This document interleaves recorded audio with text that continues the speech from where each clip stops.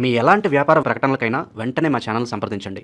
Yeah కుక్షి వివరే కృత్వా స్వయం రక్షతి సర్వతః నమామి జననీం దేవీం పరాం ప్రకృతిరూపిణీం కృచ్ఛేణ మహతా దేవ్యా ధారితోహం యదోదరే తత్ప్రసాదాత్ జగద్దృష్టం మాతుర్నిత్యం నమోస్తుతే పృథివ్యా యాని తీర్థాని సాగరాదీని సర్వతః వసంతి యత్ర తాం నౌమి మాతరం భూతి హేతవే. మాతృదేవో భవ, పితృదేవో భవ. ఇప్పుడు మనము నవంబర్ నెల 2025 సంవత్సరం గోచార ఫలితాలు ద్వాదశ రాశుల వారికి ఎలా ఉన్నాయో తెలుసుకునే ప్రయత్నం చేద్దాము. ఇది కేవలము గోచార ఫలితాలే. దీనిలో ఎక్కువ గ్రహాలు అనుకూలంగా ఉన్నాయని మీరు సంబరపడవలసిన పని లేదు. అలాగే తక్కువ గ్రహాలు అనుకూలంగా ఉన్నాయని మీరు కంగారు పడక్కర్లేదు. ఇది కేవలము నెల ఫలితాలు మాత్రమే. ఇది ఎంత చేసినా దీని ప్రభావం 10% మాత్రమే. వ్యక్తిగత జాతకం అనేటటువంటిది 100కి 80% నిష్ణాతులైన వాళ్ళు చెబితే, అంతేగాని ఇందులో ఇప్పుడు మనం చెప్పుకునేది కూడా సశాస్త్రీయంగా చెప్పుకుంటున్నాము. దీనిలో నా కల్పనలు కానీ అభూత కల్పనలు కానీ మీరు కోటీశ్వరులు అయిపోతారని కానీ లేకపోతే బికారాళ్ళు అయిపోతారని కానీ చెప్పడం ఏమీ జరగదు. శాస్త్రం ఎంతవరకు చెబుతున్నదో అంతవరకు మాత్రమే మనం చెప్పడం జరుగుతుంది. ఇది గమనించుకోండి. వృశ్చిక రాశి వారికి నవంబర్ నెల 2025 గోచార ఫలితాలు ఏ విధంగా ఉంటాయి అనేది సశాస్త్రీయమైన పద్ధతిలో తెలుసుకునేటట్టు ప్రయత్నం చేద్దాము. వృశ్చిక రాశి వారికి శుక్ర భగవానుడు జన్మంలోను మళ్ళీ అంటే శుక్రుని యొక్క ఈ నెలలో నవంబర్ నెలలో ఆయన 3 రాశుల్లో సంచారం చేస్తూ ఉన్నారు. ఎక్కడ కన్యలో ఒక 2 రోజులు, తులలో ఒక 24 రోజులు, అలాగే వృశ్చికంలో 4 రోజులు, 3 రాశుల్లో సంచారం చేస్తున్నారు. ఇప్పుడు మనం చెప్పుకుంటున్నటువంటిది వృశ్చిక రాశి గురించి కాబట్టి శుక్రుడు గురించి ప్రత్యేకంగా శుక్రుడు గురించి చెప్పుకుంటున్నాం కాబట్టి మనం వెనక్కి వెళ్ళక తప్పదు. కన్యలో ఒక 2 రోజుల పాటు సంచారం చేస్తున్నారు. అంటే అది 11వ స్థానం అవుతుంది. ఆ 2 రోజులు కూడా ధనానికి లోటు ఉండదు, ఆహ్లాదకరమైన పరిస్థితులే ఉంటాయి. ఇక వ్యయ స్థానంలో 24 రోజులు. ఈ వ్యయ స్థానంలో కూడా యోగించేటటువంటి ఏకైక గ్రహం శుక్రగ్రహం ఒక్కటే నవగ్రహాలలో.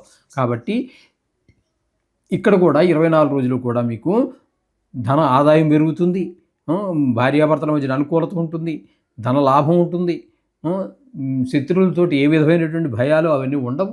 మోక్షాన్ని గురించి కూడా ఆలోచన అంటే భక్తి ఇవన్నీ కూడా పెరిగే అవకాశం మనకి వ్యయ స్థానంలో ఉన్నప్పుడు 24 రోజులు కనపడుతోంది.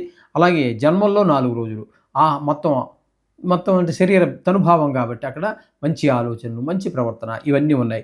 ఈ 3 రాశుల్లోనూ ఉన్నారు కాబట్టి శుక్ర భగవానుడు 3 రాశుల్లోనూ కూడా అనుకూలంగా ఉన్నారు కాబట్టి ఇక్కడ మీరు ఏకాదశి స్థానం లాభానికి సంబంధించి చూపిస్తుంటుంది. వ్యయ స్థానంలో కూడా ఇంచుమించుగా అవే ఫలితాలు ఇస్తూ ఉన్నాడు శుక్ర భగవానుడు. కాబట్టి మీకు షేర్ మార్కెట్లో ఉన్న వాళ్ళకి, అలాగే సినిమా రంగంలో ఉన్నటువంటి, టీవీ రంగంలో ఉన్నటువంటి వారికి కూడా శుక్రుడు చాలా అనుకూలమైనటువంటి వాడు. ఎందుకంటే ఎక్కడ వచ్చినా కూడా కళలకు సంబంధించి మనం శుక్రుడు గురించే మాట్లాడుతున్నాం. ఎందుకంటే లలిత కళలన్నిటికీ కూడా కారణం శుక్ర భగవానుడే. డ్రాయింగ్ కావచ్చు, చిత్రలేఖనం కావచ్చు, శిల్పం చెక్కడం కావచ్చు, పల్లెటూరులో అనేక రకాలైనటువంటి జానపద కళలు ఉంటాయి, అవి కావచ్చు. ఏ లలిత కళ తీసుకున్నా కూడా శుక్ర భగవానుడి యొక్క అనుగ్రహంతో ముందుకు వస్తుంది. ఆమె ఒక మనిషికి స్వతహాగానే ఏ సంగీతం నేర్చుకోకపోయినా కూడా అద్భుతంగా పాడగలుగుతూ ఉంటారు. దానికి కారణం శుక్రుడే. ఈ విధంగా ఎందులోనా రాణించారంటే లలిత కళల్లో శుక్ర భగవానుడి యొక్క అనుగ్రహం ఉండబట్టే, లేకపోతే రాణించలేరు. ఇది శుక్ర భగవానుడు. ఇక రవి యొక్క సంచారం కనుక మనం తీసుకున్నట్టయితే ఈయన కూడా ఈ నెల రోజుల్లో మొదట 1వ తారీఖు నుంచి 16వ తారీఖు వరకు వ్యయ స్థానంలో సంచారం చేస్తూ ఉన్నారు. వ్యయ స్థానంలో రవి సంచారం వల్ల ధన వ్యయం పెరిగిపోతుంది, కొంతమందికి కలతర నష్టం జరుగుతుంది, కొంతమంది కారాగార శిక్ష కూడా పడేటట్టు అవకాశం ఉంటుంది. దుర్మార్గులు కూడా ఉంటారు కదండి. 70 కోట్ల మందికి సంబంధించినటువంటి వ్యవహారం మనం చెప్పుకుంటున్నాం. కాబట్టి ఒక రాశి కిందకి 70 కోట్ల మంది వస్తారు, ప్రపంచ జనాభాని 12 పెట్టి భాగిస్తే. కాబట్టి ఆ 12లో ఉన్నప్పుడు ఈ విధంగా బాగా ఫలితాలు ఇస్తే జన్మల్లో 14 రోజుల పాటు ఉంటారు. అక్కడ సంక్రమణం జరుగుతుందన్నమాట అండి.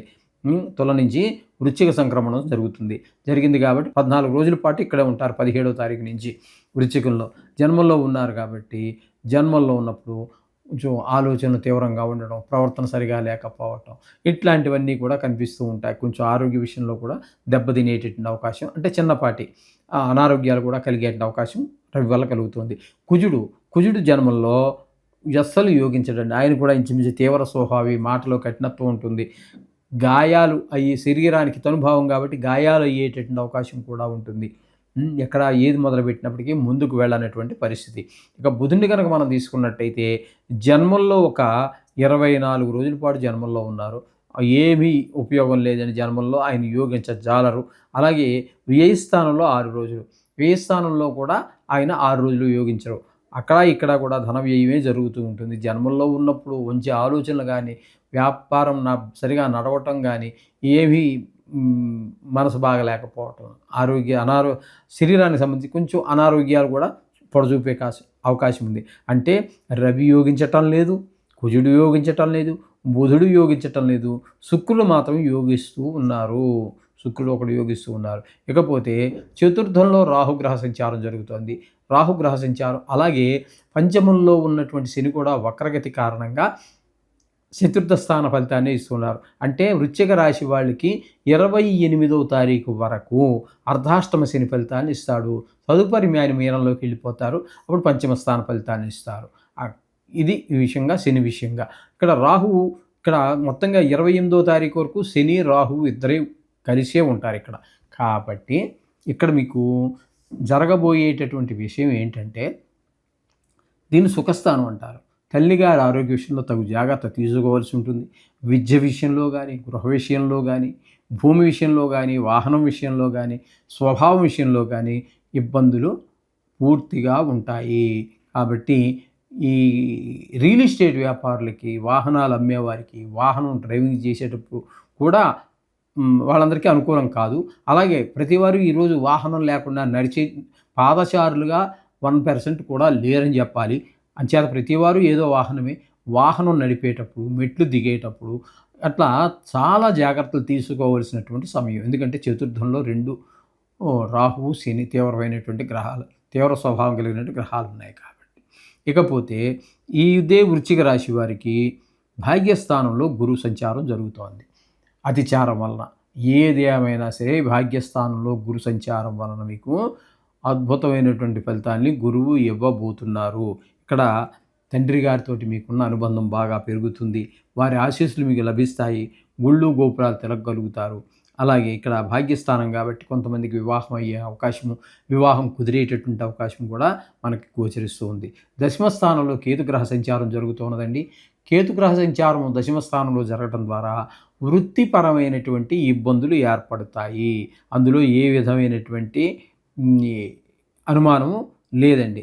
వృత్తి అంటే ఇప్పుడు సొంత వృత్తి అనుకోండి, నష్టాలు జరుగుతూ ఉంటాయి వ్యాపారం అయితే. అదే ప్రభుత్వ ఉద్యోగం అనుకోండి, మీరు కష్టపడి ఎంత పని చేసినప్పటికీ కూడా మీకు సరి అయినటువంటి గుర్తింపు రాకపోవటం లాంటి అంశాలు ఖచ్చితంగా కలుగుతూ ఉంటాయి. ఈ విధమైనటువంటి వృత్తిపరమైన ఇబ్బందులన్నీ మనకు ఏర్పడుతూ ఉంటాయి. ఈ విధమైన ఫలితాలు వృశ్చిక రాశి వారికి కలుగుతున్నాయి. కాబట్టి నిజంగా చెప్పాలి అన్నట్టయితే ఇక్కడ మీకు అనుకూలమైనటువంటి గ్రహము శుక్రుడు ఒకడు, గురువు ఒకరు, కేతు ఒకరు, 3 గ్రహాలు మాత్రం మీకు అనుకూలంగా గోచరిస్తూ ఉన్నాయి. కాబట్టి ఒక రకంగా పర్వాలేదని చెప్పుకోవాలి.